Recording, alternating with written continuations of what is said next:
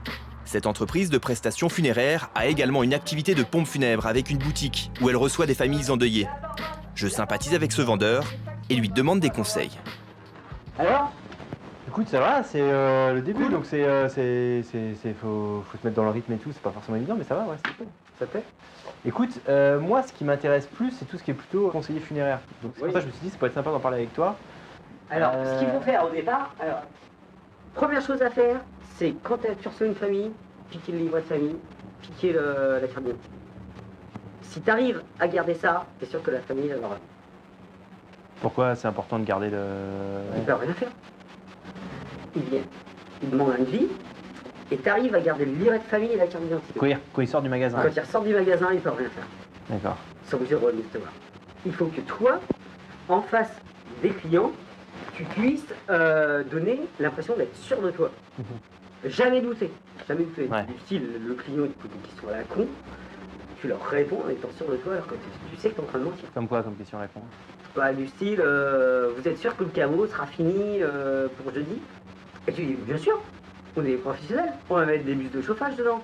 C'est quoi des bus de chauffage? Les bus de chauffage, c'est comme des... tu sais, les chauffages que tu mets dans les caravanes ou les trucs comme ça. Ah d'accord. Donc, tu mets ça dans ton caveau, et puis forcément, ton caveau, il sèche beaucoup plus vite. Quoi. Même si c'est pas forcément vrai, quoi. C'est pas vrai. C'est pas vrai. Par contre, leur visage, ils sont rassurés. Ouais.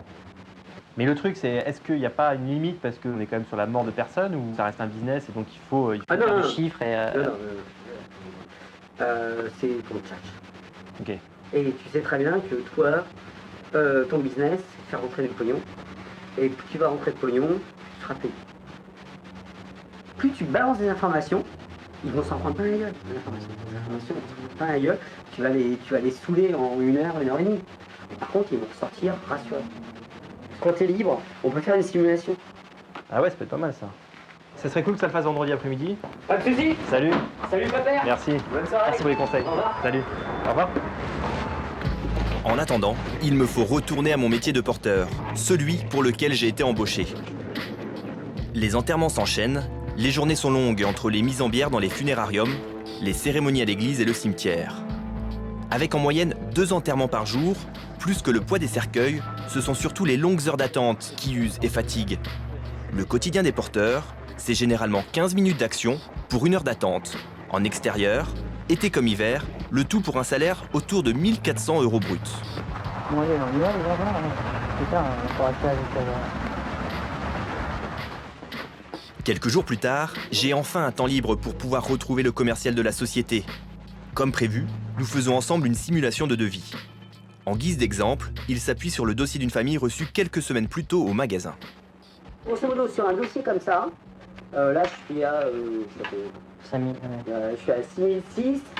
6006, grosso modo, il doit te rester TVA payé, tiers payé, tout payé, il doit te rester 2000 € net dans ta poche. D'accord. Mais ce qui n'est pas forcément énorme quand il faut payer plein de mecs derrière, non? Si. Tu les as payés. Ah, tu les as payés? Non, tu les as payés. D'accord. Tu as payé ton candidat. 2000 € de bénéfices nets donc pour l'entreprise sur une facture à 6600 €. Alors comment fait-il pour gonfler le devis artificiellement et arriver à ce résultat? Et là-dessus, tu as l'organisation des obsèques. Ça, c'est tout bénéfice. C'est pour ta gueule. Formalité administrative, tu gagnes 50% dessus. Ouais. Transport avant mise en bière, si tu négocies bien, tu peux l'avoir gratos.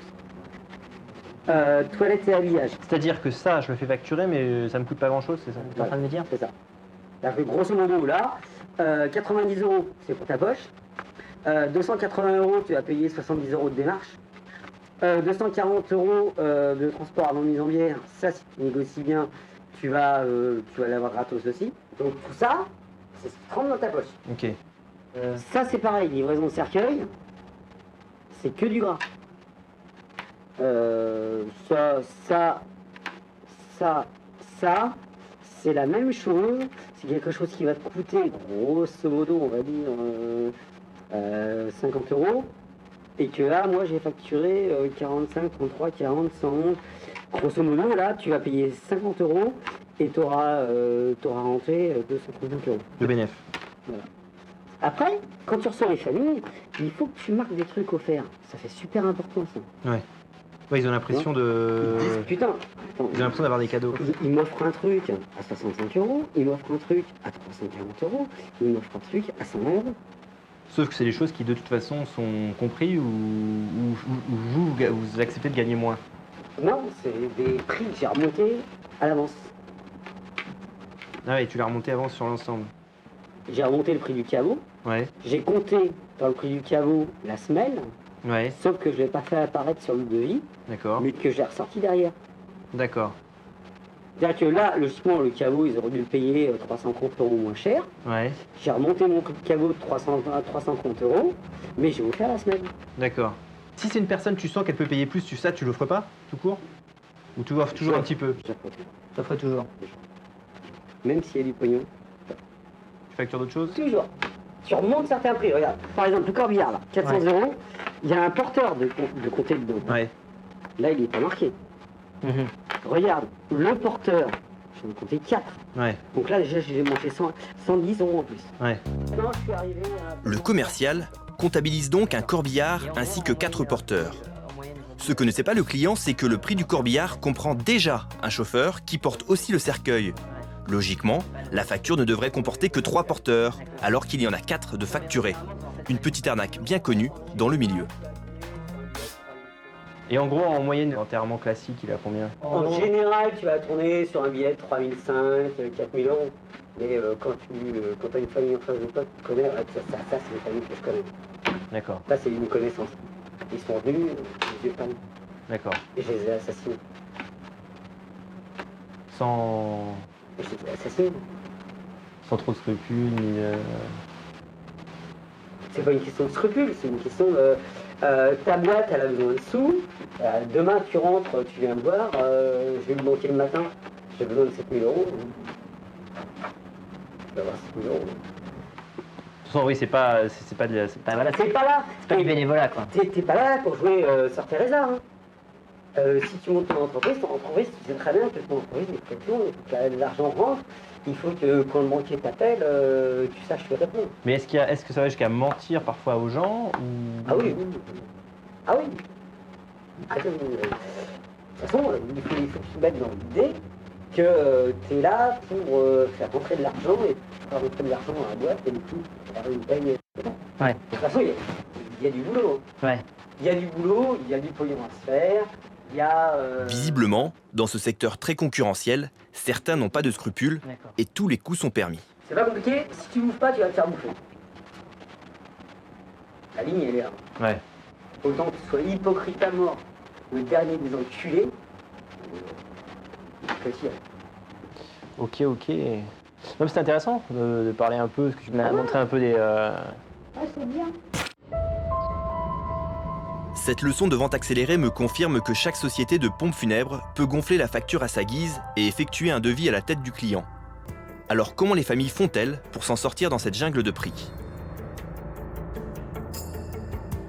Nous décidons de comparer les écarts de tarifs dans le secteur en faisant un testing. Nous faisons appel à une actrice qui sera notre complice. Elle va faire ce qu'aucune famille endeuillée n'a le temps ou le courage de faire. Demander à plusieurs pompes funèbres un devis. Elle va prétendre avoir perdu son mari dans la nuit d'une crise cardiaque. Équipée d'une caméra cachée, elle se rend donc dans 3 pompes funèbres situées dans la même rue d'une ville de la région parisienne. Pour ce testing, afin de pouvoir comparer les prix, notre complice demandera les mêmes prestations. Des obsèques classiques, un cercueil en chêne massif et un caveau de place. Première pompe funèbre. Madame Bauche, je vous en prie. Non, je suis surtout chagrinée.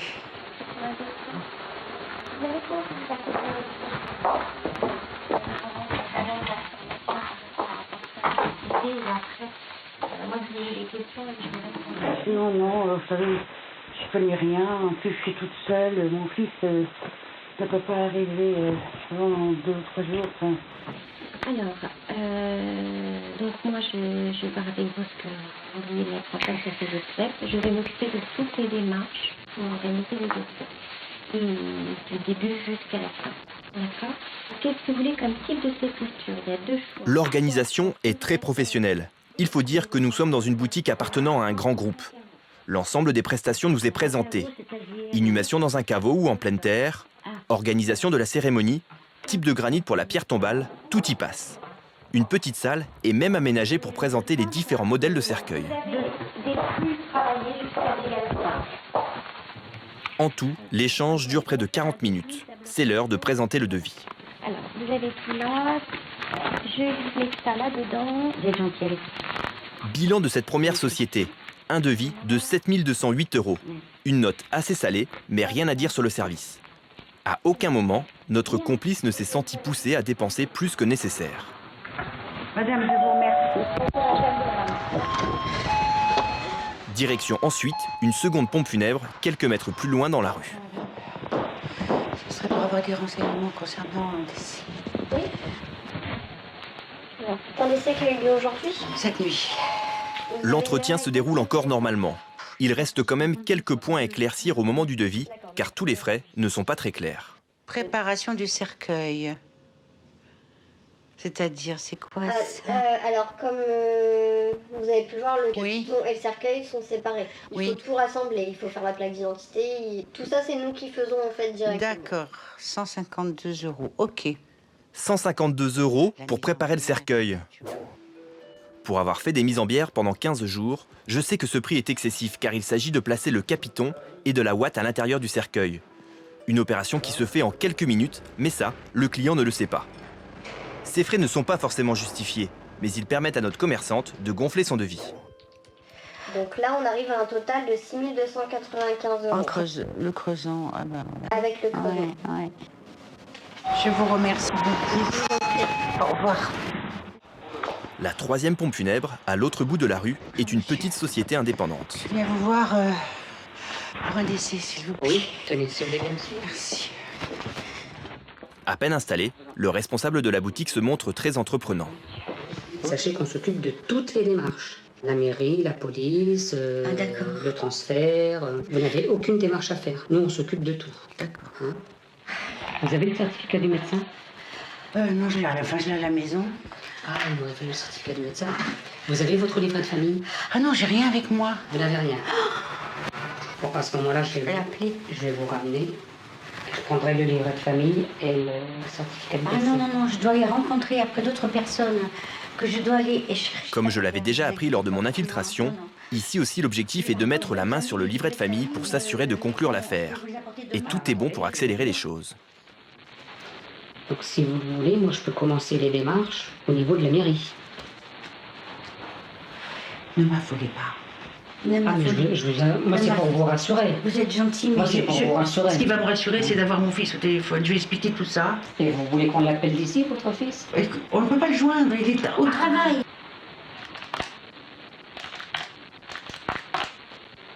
Alors, si vous faites un cabot de place, ça fait 5104. Oui. Tout compris, hein. Le transfert, le funérarium. Oui, c'est pareil. Tout, C'est pareil. Tout, absolument. D'accord. Jusqu'au dernier moment, le responsable fera le maximum pour amener notre complice à son domicile pour récupérer ses papiers. Ça, c'était quoi? Voulez-vous que je vous ramène jusque chez vous, madame, en voiture? Non, je dois aller voir quelqu'un. Vous êtes gentil. D'accord. Si vous le permettez, moi je passe demain matin chez vous pour récupérer le livret de famille et le certificat de décès, d'accord. Bon, écoutez, je vous remercie, monsieur. Voilà, madame Valérie. Au revoir et je vous appelle ce soir. Merci. D'accord, oui, Merci. Vous pouvez même m'appeler jusqu'à 21h30. D'accord, je vous êtes aimable. Merci beaucoup, monsieur. Au revoir. Cette société, malgré son insistance, est celle qui pratique les tarifs les moins chers. Bilan de ce testing. On constate un écart de plus de 2000 € pour des prestations équivalentes. Une différence flagrante que l'on retrouve à tous les postes de dépenses. Par exemple pour le maître de cérémonie. Les prix vont de 69 € et grimpent jusqu'à 220 €, soit 3 fois plus cher. Rien d'illégal, les prix sont libres dans le secteur. Mais ces devis étaient-ils suffisamment clairs dans leur présentation? L'envolée des prix dans les pompes funèbres, plus de 35% en 10 ans, a poussé le législateur à intervenir pour éviter les abus.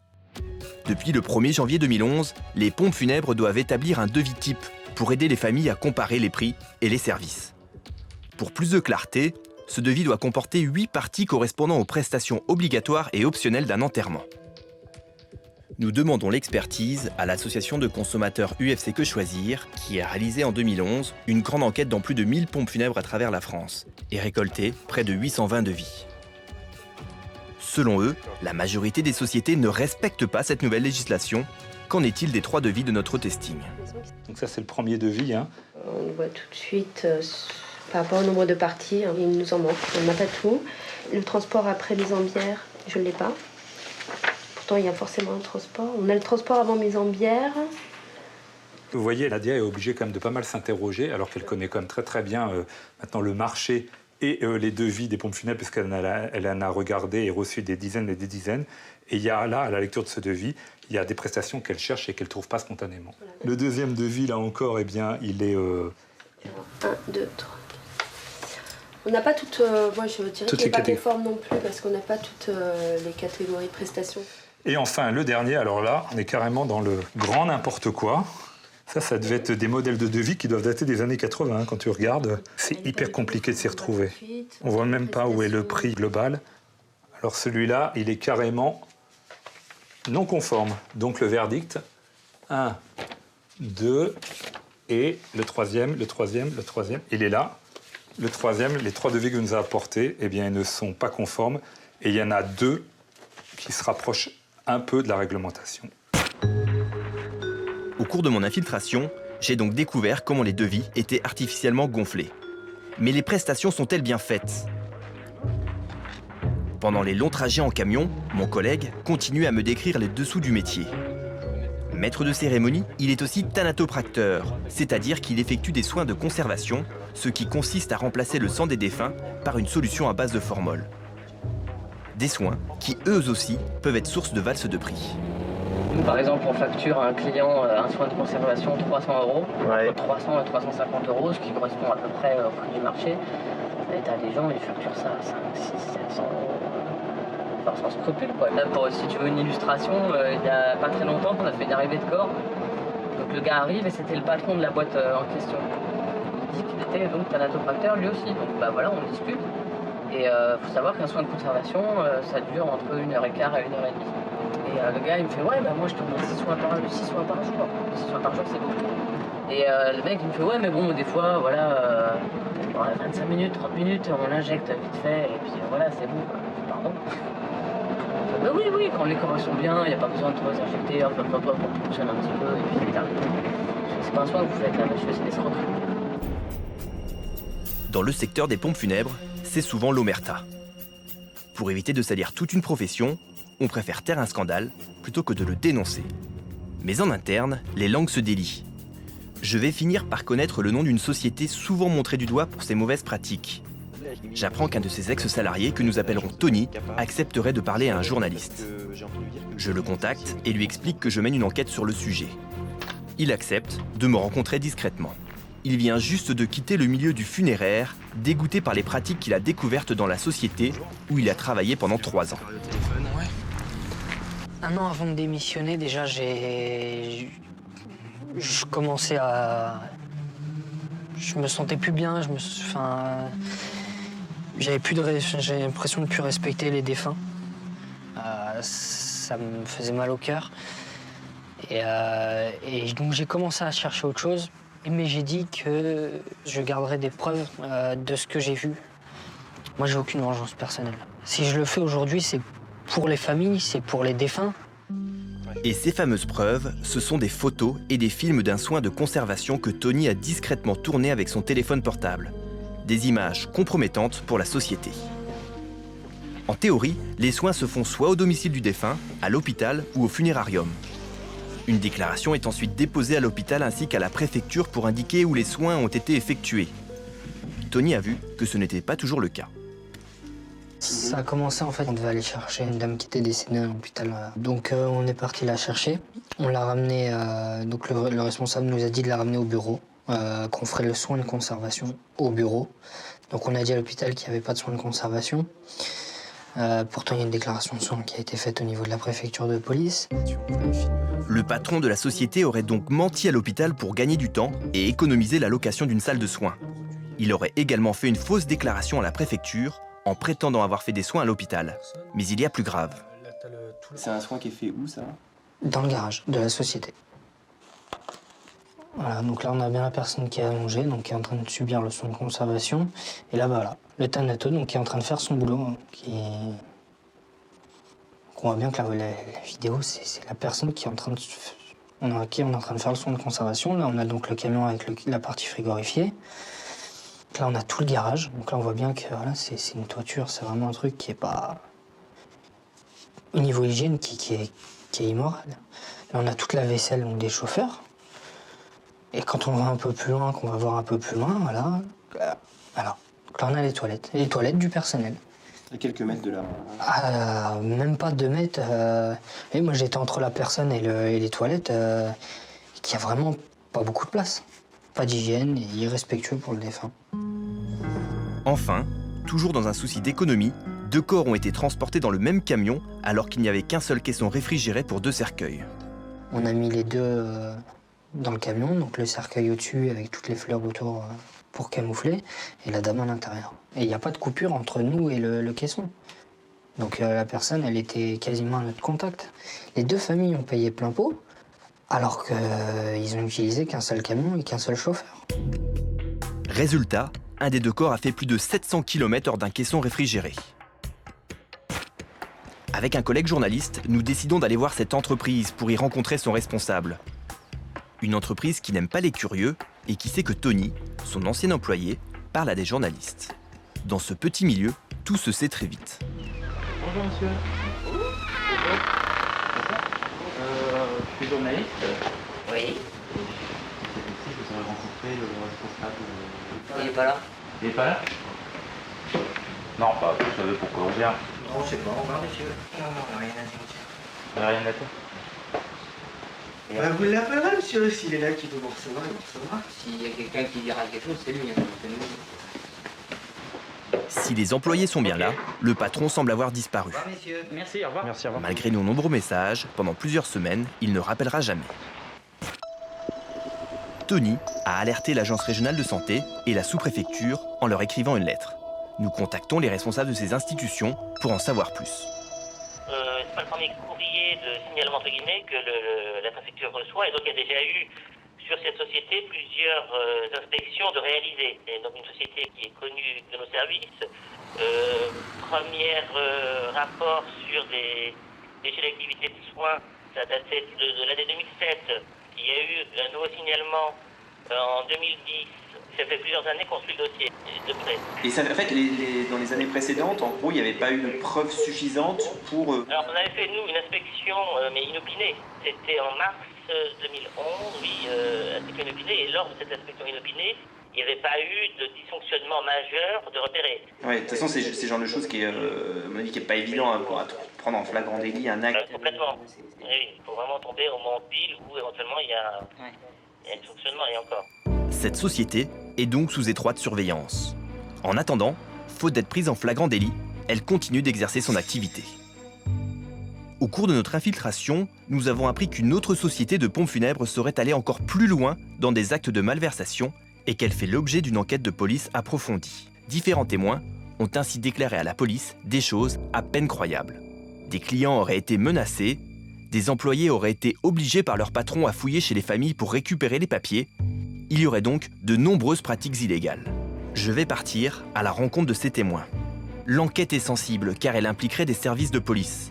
La société est soupçonnée d'avoir corrompu des fonctionnaires afin d'obtenir des réquisitions de police. Ces réquisitions des pompes funèbres interviennent à la suite de morts non naturelles, accidents, suicides, meurtres, pour transporter les corps vers une morgue. Une activité extrêmement rentable pour les pompes funèbres. Nous avons rencontré une famille qui a perdu sa fille et qui accepte de parler.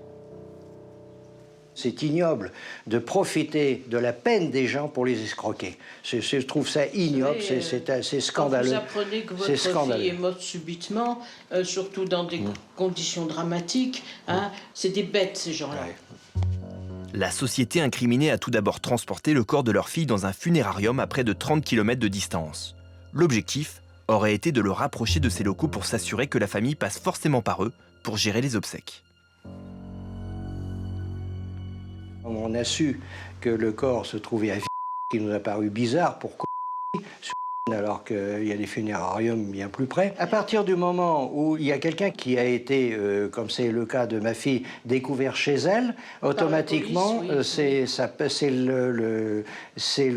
l'administration qui paye le transport pour aller au funérarium. Donc la société se faisait payer 2 fois? Se faisait payer 2 fois, une fois par l'administration, une fois par nous. Nous avons d'abord reçu la facture, nous n'avons pas réagi, nous n'avons pas payé, bien entendu, et derrière, il y a eu une relance, et derrière cette relance, il y a eu une société de recouvrement qui nous demandait des frais supplémentaires. Et là encore, nous avons refusé de payer parce que c'était de l'arnaque, c'était du vol, ni plus ni moins.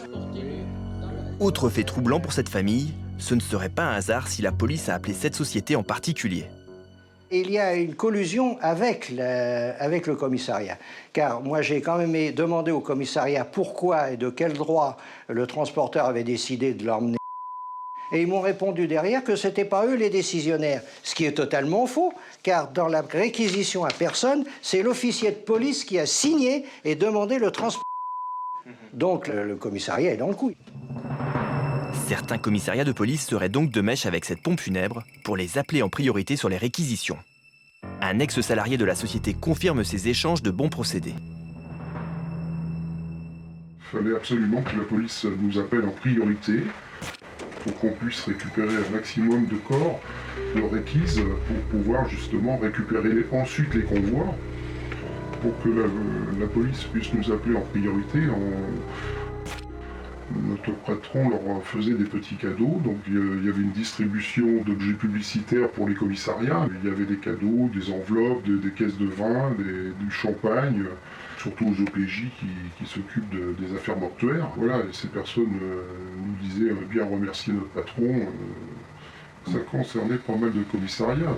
Et le patron ne se serait pas arrêté là, poussant même ses employés à dérober des documents. Quand il n'y avait pas de famille dans les domiciles, on nous demandait de fouiller, d'essayer de récupérer des documents pour avoir les renseignements bancaires, les livrets de famille. Il fallait absolument récupérer des documents pour pouvoir ramener ça à notre patron. Ça nous faisait un petit plus, puisqu'à chaque fois qu'on récupérait un document, ça nous faisait une demi-prime en plus, quoi, 23 €. Lorsque l'on ne suivait pas la consigne, la punition, c'était de ne plus faire de réquise pendant un certain temps. Alors bien sûr, c'était quand même un gros problème parce que le salaire il diminuait sérieusement, quoi. J'ai quitté cette société il y a quelque temps déjà et j'ai eu le contact avec mes anciens collègues et cette pratique continue toujours. Les propos de cet employé sont confirmés par cette famille qui a eu toutes les peines pour récupérer ses papiers. Ils nous ont gardé la carte d'identité de mon père, le livret de famille et l'acte de décès original. D'accord. Ils ont fait ça c'était pour nous forcer à revenir chez eux le lendemain et pour faire les obsèques. Nous, au départ, déjà, on voulait pas passer par eux. Donc le lendemain, vous y êtes allé, vous avez pu récupérer vos papiers On les a récupérés difficilement. La secrétaire s'est mis un petit peu en colère. Mon frère a voulu lui arracher le papier des mains, mais bon, voilà. Moi, le lendemain, j'ai reçu des menaces par téléphone. Je suis... On va s'occuper de vous dans les jours qui viennent. Donc, comme on a eu très peur, on est quand même allé déposer une main courante au commissariat, oui. Une enquête a été ouverte depuis plus de 3 ans. En attendant, cette société continue elle aussi d'exercer son activité.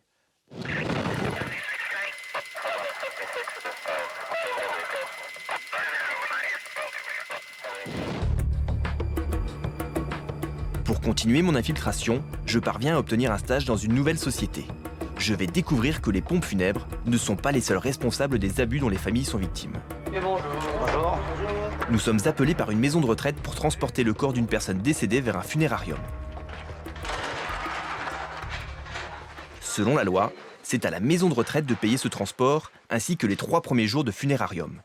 Une réglementation très claire définie dans le Code général des collectivités territoriales.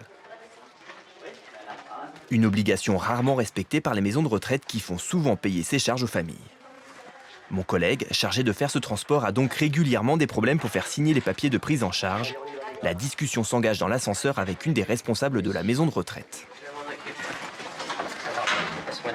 C'est vous qui signez les papiers pour le transport le transport du corps. Moi, je mets une réserve, c'est que les frais ne nous sont pas imputables. Si vous devez payer les 3 premiers jours et le transport. Si on a des soucis en ce moment, c'est l'article 22, 23, 79. On n'a jamais payé, donc là, je suis en dans ce moment, il y a l'impossibilité des de régler gros quoi que ce soucis. soit. Je n'ai Non, pas c'est pas le fait de régler, c'est de signer la demande d'admission à votre nom et la demande de transport, puisque c'est vous qui le demandez et vous ne pouvez pas garder le corps. C'est ça, moi. Non, je non, mais nous, on a des soucis en ce moment. Oui. Si j'appelle madame. Ouais, madame, mais de toute façon, il y a quelqu'un qui peut. Je laisse ça et j'appelle madame. Ouais, ça peut servir mon téléphone. Le problème, vous savez, c'est que c'est toutes les maisons en retraite, elles sont signées petit à petit comme ça. Donc, c'est un peu gênant, quoi. Cette responsable de l'établissement refuse donc de payer ce transport. Et nous avons une autre mauvaise surprise en entrant dans la chambre. Le corps de la défunte, installé sur une table réfrigérée afin d'assurer une meilleure conservation, est complètement congelé. Parce qu'elle est un peu congelée, oh là là, elle a le dos congelé complètement. Oh là là là là là, quelle catastrophe, regarde. Oh là là. Ça, c'est le fait de quoi, d'une chambre Là, c'est le fait que c'est mal réglé, qu'il est à fond pour les garder, parce qu'il fait. Voilà. Donc le dos est congé, c'est de la glace. Ouais. Donc le problème qu'on a, nous, c'est après pour l'habiller, la préparer, c'est emmerdant, quoi. Là, elle avait l'air de dire... On paye pas. C'est bien ce qu'elle a dit, on paye pas. Donc elle appelle une collègue à elle. Mais ça fait je sais pas combien de corps ici, et c'est les familles qui payent chaque fois, comme partout, quoi. Toutes les maisons de retraite, toutes les cliniques, ça devient un vrai scandale. Ouais. Et ça représente quoi comme somme? Bon, il y a le transfert, il y a les 3 premiers jours de funérarium, ça fait 600-700 euros, ça fait mal. Et c'est sur le dos des familles, quoi. C'est inadmissible, parce qu'il y a des familles qui n'ont pas d'argent, et puis même ceux qui en ont, de toute façon, ça ne change pas le problème, c'est la loi, c'est la loi. Bonjour. Une autre responsable de la maison de retraite nous rejoint dans la chambre. Il y a une loi, elle est bien précise. À partir du moment où vous ne pouvez pas garder le corps, c'est à vous de payer les 3 premiers jours et le transport. C'est un délire. À ce moment-là, il ne faut plus faire des pâtes. On va creuser dans le jardin maintenant. Voilà. Donc ça c'est un gros problème qui va faire très mal parce qu'il y a un abus considérable, puis il n'y a pas que ça. On va creuser dans le jardin, on va se faire un cimetière. Il n'y a pas que ça. Il n'y a pas que ça. Je vais creuser en dessous, là. Comme ça, tu vois, un système de... Ah, je vais en face. J'ai une fausse commune en face, je vais balancer tout en face, là. Bon, là, de toute façon, on n'a pas une directrice. De toute façon, ils ont bien dit, vous ne voulez pas payer, de toute façon, ça vous engage, moi ça m'égale. Je vais quand même faire le transport. Puisqu'ils ont déjà signé les papiers chez le banc funéraire, donc moi ça ne m'empêche pas de faire le transport. Mais bon, j'ai pris acte que, après faites ce que vous voulez avec votre avocat, tout ça, mais j'ai pris acte que vous n'avez pas, vous me dites, vous n'avez pas à payer tout ça. D'accord. On a eu le problème il n'y a pas très longtemps, et effectivement la famille qui est une connasse, et elle nous envoie le truc avec la facture des 3 jours. Et voilà. Et donc, on ne connaissait pas la loi ni rien. Donc elle a tout balancé chez les avocats. Bien sûr. Et là, on a découvert la loi, effectivement. Ouais, c'est créé une association d'intervention. Elle a balancé tous les gens à l'hôpital juste avant. Voilà. Mais c'est ce que beaucoup font maintenant. Ouais, non, mais j'imagine. Beaucoup font maintenant. J'imagine. J'apprends ainsi que ce type d'établissement préfère transférer les mourants dans un hôpital afin de s'en débarrasser avant leur décès, pour éviter de payer les frais de transport vers un funérarium. Il n'y a pas de souci. Le principal, c'est que cette dame soit bien traitée. C'est un amour. Et ben voilà. Et puis pour moi, ils sont tous... C'était un... On est tous égaux dans la mort. C'est du pipeau. C'est à eux de payer. Les 3 premiers jours et de transport, ils ne peuvent pas garder le corps. Si la famille avait demandé eux-mêmes, par exemple, pour l'emmener à 100 km, là, c'est différent. Et là, selon vous, c'est parce que les familles ignorent ça? Bien, toutes les familles l'ignorent. Ça, c'est clair. Ils l'ignorent tous. La preuve, ils vont tout savoir. Bon courage. Hein. Merci, au revoir. Allez, bonne journée. Au revoir. Merci. Législation complexe et mal connue, flou sur les tarifs, urgence de la situation, les raisons sont donc nombreuses pour expliquer que les familles en détresse se fassent souvent abuser en payant trop. Il existe pourtant des moyens de faire baisser la facture, grâce par exemple au tarif du CIFUREP, un regroupement de 76 communes de la région parisienne. Ce syndicat intercommunal a signé un accord avec les PFG, les pompes funèbres générales, qui s'engagent à offrir un tarif négocié sur les obsèques pour les habitants de ces 76 communes. Un accord peu connu, mais qui permet aux familles d'économiser en moyenne près de 1 300 €. Nous décidons de vérifier si toutes les agences des PFG respectent ce contrat. Dans notre scénario, je prétexte la maladie grave d'un proche pour demander un devis à l'une d'entre elles. Bonjour, je viens vous voir en fait parce que je voulais prendre en charge, en fait mon grand-père est en phase terminale d'un cancer et en fait je voulais un peu anticiper les choses. Asseyez-vous, j'arrive tout de suite. D'accord. C'est pour votre grand-père. Il est à l'hôpital actuellement? Non, et domicile. Il est au domicile? Ouais. D'accord. J'aimerais bien déjà voir le devis avec vous. Pour l'instant, je vais prendre en note. D'accord. D'accord. Donc, son adresse. Pour bénéficier de ce tarif, il faut remplir plusieurs conditions. La principale est que les prestations funéraires soient effectuées uniquement dans les communes du syndicat, du transport du défunt jusqu'à l'enterrement. Il faut également choisir un type de cercueil particulier, le modèle Vauclair en pin ou le Boken en chêne. Je respecte donc scrupuleusement les indications de la fiche SIFUREP. Moi, je crois qu'on était quand même parti sur quelque chose de simple. Je crois que le Vauclair, il est... Le Vauclair en pin. Ouais, c'est bien. La taxe de convoi, on la prend. 30 minutes plus tard, le devis en main, j'obtiens la somme de 4 940 €. En dehors des prestations obligatoires qui ne rentrent pas dans l'engagement tarifaire SIFUREP, j'obtiens une facture de 2 502 €, bien loin des 1 269 € du prix négocié entre les communes et les PFG. Est-ce une erreur du vendeur? Connaît-il le tarif négocié avec les collectivités locales? Je lui montre la brochure SIFUREP et lui demande des explications. Et ça, c'est mon cousin qui m'a donné ça. Et il m'avait dit qu'on est dans la même commune, il y a un tarif négocié, chose comme ça. Est-ce que c'est le cas? Le tarif SIFUREP. Ouais. Voilà, je t'ai appliqué le tarif SIFUREP. Tu avais appliqué le tarif SIFUREP. D'accord. Ok. Par contre, là, ça paraît beaucoup moins élevé. Là, c'est pour des choses différentes. Alors, si vous voulez, on va faire... Oui. Premier mensonge, aucun tarif spécial n'a été appliqué. J'ai pourtant bien suivi toutes les conditions pour en bénéficier. D'accord. Le cercueil de Vauclair, il y est. Hein, c'est bien le cercueil de Vauclair qui est, je l'ai vu ici. D'accord. 754. Alors, il était à 754. Pourquoi il était à 754? Silence embarrassé. Le creusement. Alors, il n'y a pas de creusement. Pourquoi il n'y a pas de creusement? Ce vendeur semble bien gêné pour justifier cet écart de 1 233 €. Jusqu'au bout, il ne me proposera d'ailleurs pas le bon tarif SIFUREP. Nous avons reproduit ce scénario dans 6 autres établissements de la société en région parisienne. Certains joueront le jeu en nous proposant directement un prix correct. Nous sommes délégataires de la ville. D'accord. Donc les personnes qui décèdent sur l'une des 74 communes et qui se font inhumer sur l'une des 74 communes peuvent bénéficier de ces D'accord. tarifs. Donc on va partir dessus.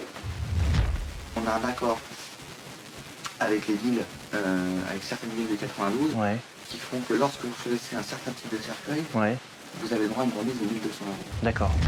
Ici, on est dans une commune qu'on appelle commune SIFUREP, donc il y a des accords de communes. D'accord. Dans d'autres communes, je ne tomberai pas sur des vendeurs aussi honnêtes. Bonjour monsieur.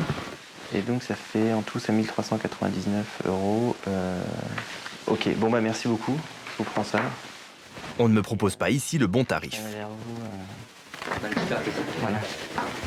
Ah oui, ça c'est mon père qui me l'avait donné en me disant regarde SIFUREP par rapport à des tarifs. Il m'avait dit. Je vous ai déjà appliqué le tarif SIFUREP. D'accord. Alors après, il y a autre chose qui est ce qu'on appelle le super SIFUREP. D'accord. Je vais vous le montrer. Par contre, j'ai pas pu vous le faire dans le devis. Il y a des devis contractuels.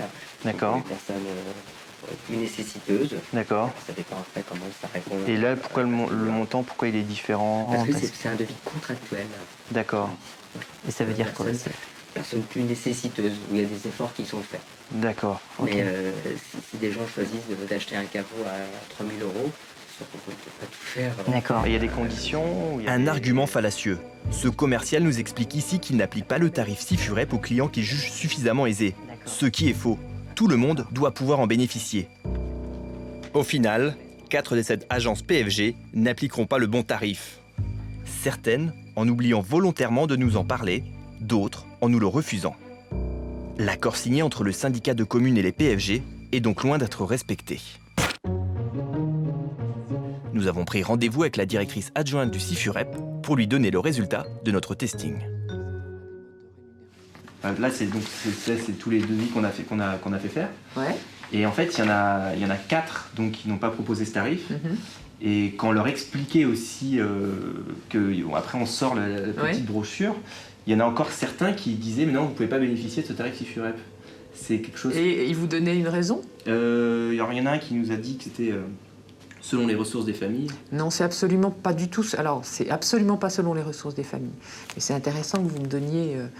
vous me fassiez une copie de ce que vous avez obtenu, parce que voilà, c'est le cas typique. Si une famille, alors prenons l'exemple, vous êtes une famille, vous nous remontez ces informations, il est absolument évident que nous allons remonter sur le concessionnaire avec les preuves à l'appui. Vous allez leur en parler, vous allez... Ah, c'est tout à fait. Si je vous dis, donnez-moi donc copie de ce que vous avez obtenu, c'est parce que, oui, la prochaine fois qu'on va les voir, on va leur dire, on va même leur faire un courrier, alors, en disant, preuve à l'appui, expliquez-nous. Nous ne donnerons pas les devis, mais après notre passage, le SIFUREP sait qu'il devra faire de nombreux contrôles pour s'assurer que l'accord avec les PFG soit bien respecté. Mon infiltration dans le milieu funéraire touche à sa fin. Je dois une fois encore me rendre dans un funérarium pour y déposer le corps d'un défunt. L'occasion de rencontrer une dernière fois des collègues, toujours aussi peu engageants sur l'avenir du métier. Bonjour. Tu vois ce que je veux dire? Dis-lui que c'est de la merde. Excuse-moi, Il faut changer de branche. Ah bon? Non mais ça maintenant. T'as rien, intervention là. Ah, il faut que je le range. C'est la police, l'acquisition. Réquisition? Ouais. Qu'est-ce qui lui est arrivé là? Rien, elle a un arrêt cardiaque. Malgré un environnement toujours pesant, j'ai fini par m'habituer à une ambiance plutôt bon enfant. Car dans ce lieu, ce que l'on pratique outre les soins de conservation, c'est l'humour noir. Et ici, la mort, on préfère toujours en rire. C'est pas lui qui est mort dans sa voiture? Dans sa voiture? En sortant du parking, je crois. Il a pas payé. Je les ai restitués. Pour ces professionnels, il y a plus grave que la mort. C'est l'escroquerie faite aux vivants à la perte d'un proche. Le thanatopracteur nous raconte une histoire incroyable, celle d'une dame qui aurait payé 30 000 € pour l'enterrement de son mari. Quelle mentalité. Ah oui, c'est une honte. Elle pleurait, la dernière fois que j'ai fait chez elle, qu'elle a signé un chèque de 26 000 €. Puis elle m'a dit, j'ai mis mon livret A. Plus 4 000 qu'elle devait. Elle devait avoir 4 000. Mais dis donc, c'est le poignard là, on s'en fait ça. Comment ils font? C'est de leur massif, le cercueil. Comment ils font ça, 30 000 €? Comment tu fais à une famille, les pauvres familles? Comment tu lui vis? Elle a plus d'argent. Peut-être elle a plus d'argent. 26 000, 4 000 restés en chèque. Restant en chèque. À pêcher, elle a plus rien pour manger. Mais elle peut pas faire demi-tour, par exemple? Elle dit non, moi je... Elle a fait le chèque. Non, mais la maison de pompe funèbre a très bien senti. Elle avait sa mère qui était sur le point de mourir. Elle est décédée 15 jours après, sa mère. Son mari qui venait de décéder dans des circonstances aussi pas possibles suite à un cancer, au domicile. Un peu de sous. Voilà, puis la grand-mère, elle a dû dire, parce qu'ils l'ont fait poireauter. Ils lui ont dit non, on ne peut pas l'enterrer, on ne peut pas l'enterrer à Paris, il n'y a pas de place, ce sera pied, et vous ne pouvez pas le garder chez vous. Elle a dit, mais je peux. Elle m'a raconté ça, elle a dit, moi je ne peux pas, j'ai ma mère qui est là, et moi je veux garder mon mari. Moi je suis arrivé faire les soins le jour même parce qu'il était dans un tel état, il était décédé le matin, et je suis retourné le lendemain pour voir l'état du corps, pour voir s'il n'avait pas tourné, machin, impeccable. Et le premier soir, je lui ai dit, mais non, vous pouvez le garder chez vous. Ah oui. Pas de problème, machin. Ah oui. Vous voyez avec un. Le lendemain matin, il me dit, ah bah c'est bon, ils ont trouvé une place. Par contre, j'ai signé un chèque de 26 000 €, j'ai payé le livret A, ça me coûte 30 000 €. Mais elle parlait pas en ancien franc. Hein? Elle parlait pas en ancien franc. Ah non, elle parlait en euros. Ouais, parce qu'elle avait toute sa tête, hein, cette femme. Elle avait toute sa tête. Toi, tu lui as pas fait la remarque? Enfin, vous lui avez pas fait la remarque. Mais c'était trop tard. C'est une personne, elle était dans le rouge. Elle avait dit qu'elle avait été sur son livret, je sais pas quoi. Ouais, sur son livret, elle avait vidé sur le livret d'elle et son mari. Eh mais tu te rends compte, toi, ils ont vendu un cercueil à combien? Le cercueil, même à 5 000 €. C'est cher. Non, mais ils ont très bien joué le côté. On a pu accéder à vos demandes, par contre, ces 26 000 €, elle, tout ce qu'elle voulait, c'était quand? C'était son mari reste là. La pauvre dame, quoi. Mais comment tu fais, mais comme ça, là, tu as vidé son compte? Mais c'est leur travail! Ils ont des objectifs, ils ont des objectifs. L'autre jour, il y en a un qui a dit, je sais pas si c'était pour toi ou un autre tato, il a dit de toute façon, moi c'est simple, dès qu'on voit moins de 12 000 €, je ne le signe pas. Durant cette infiltration, j'ai pu me rendre compte qu'avec la loi du silence qui règne dans le milieu, la détresse des familles qui ne veulent pas porter plainte, le peu de contrôle des autorités et les petites combines pour gonfler les prix, le milieu du funéraire est loin d'avoir chassé ces vieux démons. Certains se battent pourtant dans la profession pour le respect des défunts et des familles. Mais dans cet univers si particulier, le marché fait sa loi et le tabou de la mort dans notre société permet au secteur funéraire de prospérer à l'abri des regards. Personne ne veut voir la mort et son business en face.